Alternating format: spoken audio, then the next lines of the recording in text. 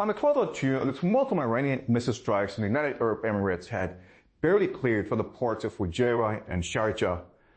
4 separate sources confirmed to the Reuters news agency something that contradicted almost everything the world had been told about who actually lost this war.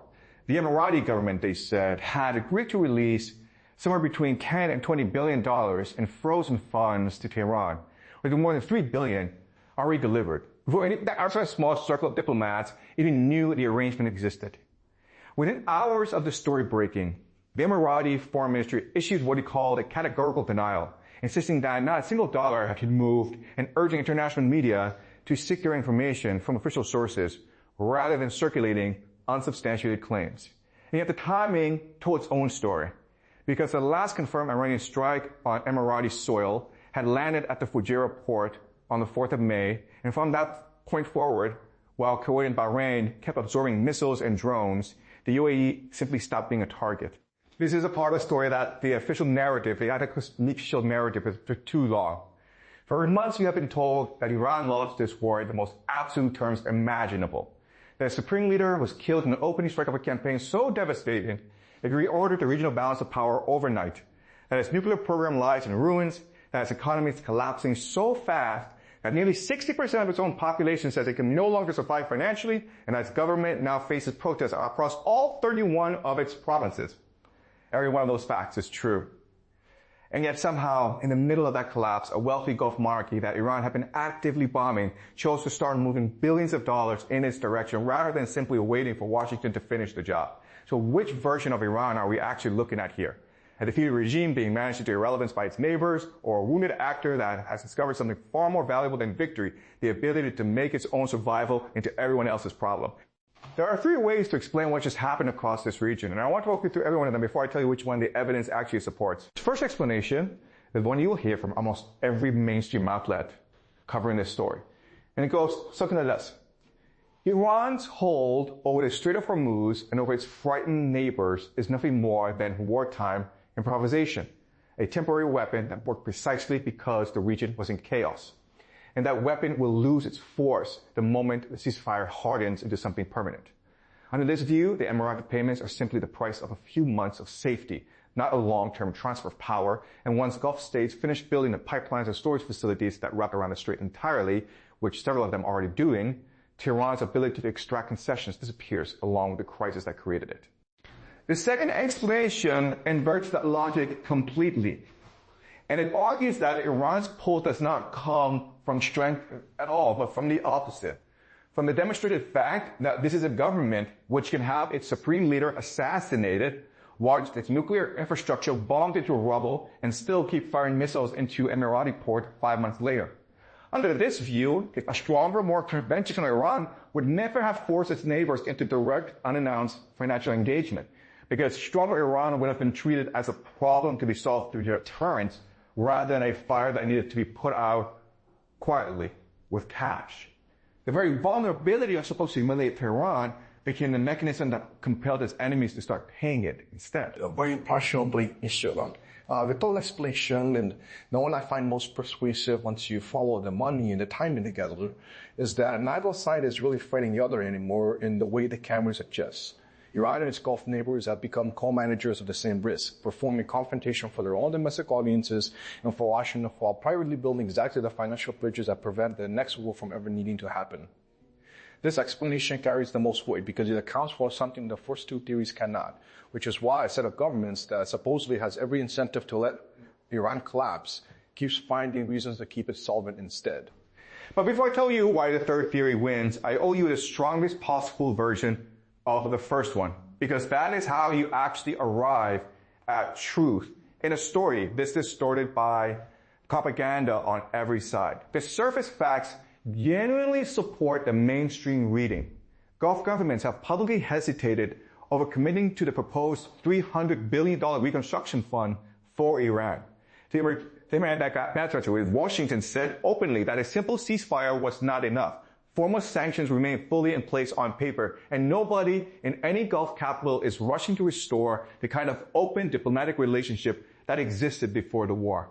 There are also always incentives for anyone in a position of regional authority to insist that Iran's pull is temporary. No Gulf official wants to be the person who admitted on the record that a campaign meant to dismantle Iranian power instead handed Tehran a lasting veto over regional stability. Framing the payments as short-term de-escalation costs rather than strategic capitulation protects every career and every alliance involved. History offers this theory real ammunition as well. When the original nuclear agreement was signed back in 2015, Iran briefly gained access to frozen assets and renewed trade, and analysts at the time also called that opening temporary, arguing correctly that enforcement mechanisms would eventually claw much of it back once Washington's political mood changed. If it happened once, the mainstream theory says, it can happen again. And yet, here's the question that the first theory simply cannot answer, no matter how generously you steelman it. If Iran's hold over the Gulf is genuinely temporary wartime noise destined to fade, then why did the United Arab Emirates begin transferring billions of dollars weeks before any final agreement existed, with no enforceable guarantee that the ceasefire would even hold past the next news cycle? You do not pay a ransom in advance for a threat you believe is about to disappear on its own. Let me show you exactly how this played out across one extraordinary week in June, because once you see the sequence laid out in order, the idea that these were separate, unrelated headlines becomes very hard to defend. On the 12th of June, Reuters published its exclusive report citing 4 separate sources on the Emirati fund release, followed within hours by Abu Dhabi's public and categorical denial. A denial that never explained where the $3 billion sources insisted had already moved actually came from, if not from the UAE. The maritime intelligence firm Tanker Trackers, tracking vessel movements by satellite, reported around the same period that Iran had exported roughly 36 million barrels of crude oil since the 15th of June alone. With an equal volume still afloat and moving through the strait, numbers that flatly contradict any image of a country too crippled to function economically. Then, on the 20th of June, just as diplomats were preparing for another round of talks, Iran announced it was closing the Strait of Hormuz again. Not over its own nuclear file this time, not over its frozen assets, but explicitly in response to Israeli strikes on Hezbollah targets inside Lebanon. Stay with that fact for a moment, because it may be the single most important detail in this entire story. Iran has now demonstrated that it can shut down one of the most important oil choke points on the planet over a conflict that is not even technically its own war anymore.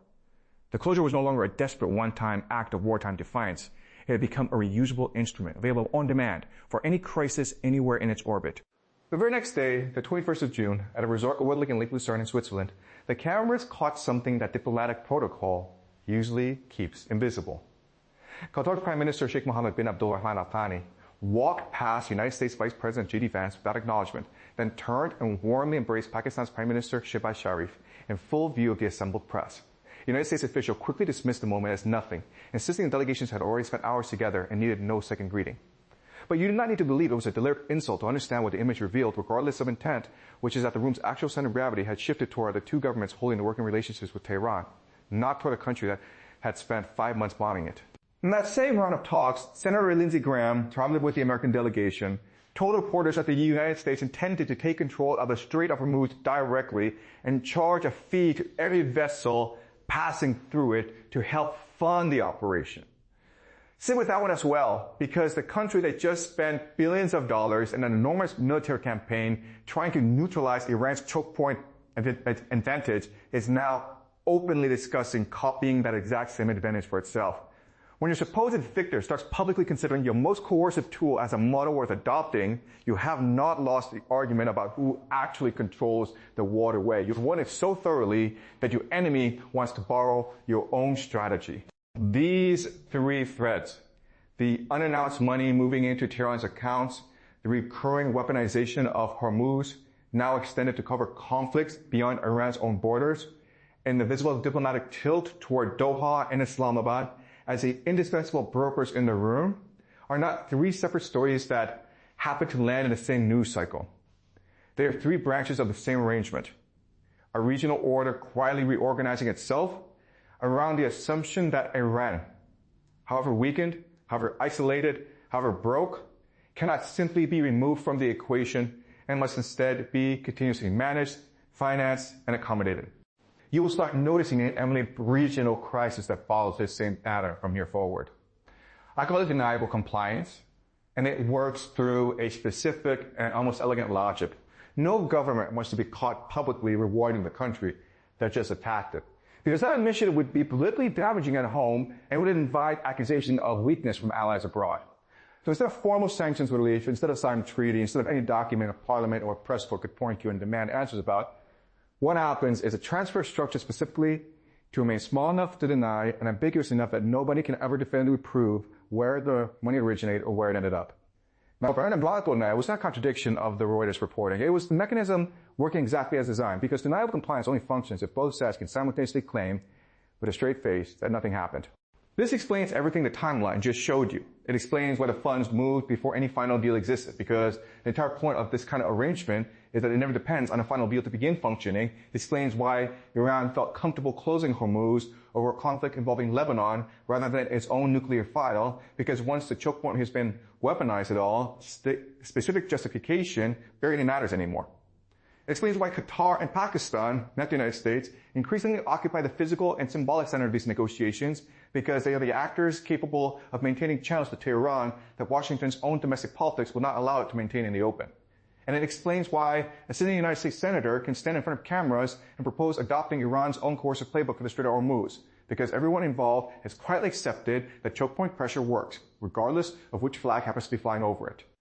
This is where the third theory, the one I told you earlier I find most persuasive, fully reveals itself. Iran and its Gulf neighbors are not locked in a zero-sum confrontation that the missile strikes and the angry statements suggest. They are running parallel performances for two completely different audiences. Tehran needs to look defiant for a domestic population that has just watched its own government kill protesters in the streets and cannot be seen accepting charity from the same Gulf monarchies it spent decades calling puppets of the West. Both states need to look firm for Washington and for their own citizens who watch missiles fall on their ports, so that nobody can accuse them of caving to the country that attacked them. Underneath both performances, the actual business being conducted is financial stabilization, unannounced money moving in one direction, and unspoken security guarantees moving in the other, none of it ever requiring either side to say out loud what is actually happening. One regional analyst summarized this entire dynamic more honestly than any official statement ever could, observing that Gulf states are essentially being subjected to a form of blackmail by both Iran and the United States at the same time, forced to keep paying both sides just to secure a peace they cannot otherwise guarantee for themselves. So where does this actually go from here? And more importantly, how will we know if I am right about any of it? I want to leave you with three specific things to watch, each one tied to a real piece of evidence rather than a vague feeling about the direction of the region. Let's start Saudi Arabia first. Riyadh has been the most publicly cautious of the Gulf states about engaging financially with Tehran. But if deniable compliance is truly becoming the regional template rather than a one-time Emirati maneuver, expect unofficial reporting of Saudi banking channels opening toward Iran within the next 2 months, almost certainly denied the moment it surfaces, exactly as the Emirati arrangement was. Watch the evidence second. If the financial bridge between Tehran and the Gulf keeps solidifying, is the little deck of Sheikh list from Jerusalem, Hezbollah, targets inside Lebanon should begin measurably easing over the following month. Not because Israel has changed its position, but because the actors now managing Iran's stability have a growing financial interest in preventing exactly the kind of Hormuz closure that just happened on the 20th of June. And watch the money itself, third and finally. Pay close attention to whether that $300 billion reconstruction fund ever becomes a single, formally constituted instrument backed by United Nations resolution, the way the original nuclear deal once was, or whether instead remains exactly what it looks like right now, a scattered collection and individually deniable transfers that nobody ever has to formally account for. If the 60-day negotiated window closes in mid-August without a single unified structure emerging, you will know which version of this story actually won. I started this conversation by asking you whether Iran was a defeated regime being managed into irrelevance, or a wounded actor that discovered something more valuable than victory. I think the evidence we just walked through together answers that question more clearly than any single battlefield outcome could. Iran did not need to win this war to gain influence from it. It only needed to become too dangerous to ignore and too costly to abandon. And on both counts, the last 2 weeks alone suggest it has succeeded.